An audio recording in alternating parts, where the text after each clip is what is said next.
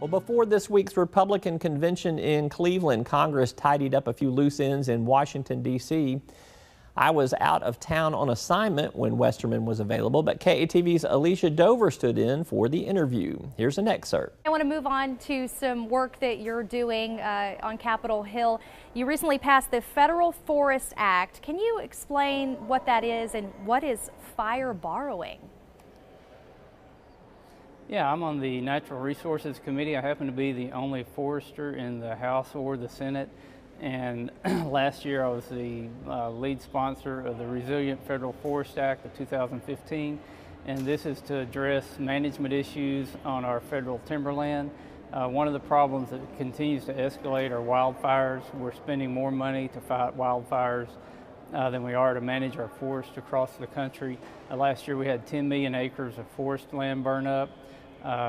We're not taking good care of a very treasured resource, and as a result we're spending all the Forest Service budget, or a big majority of it, on fighting fires.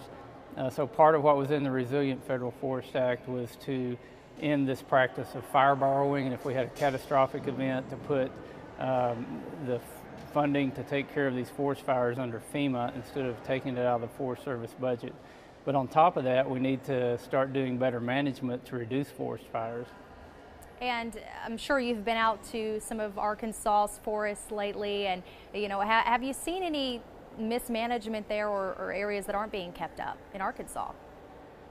We actually do a pretty good job on our federal forest in Arkansas. There's always room for improvement, but what happens is when we're spending all the Forest Service budget to fight wildfires in the West, and that takes money away from doing forest management practices in Arkansas and other southern and eastern states.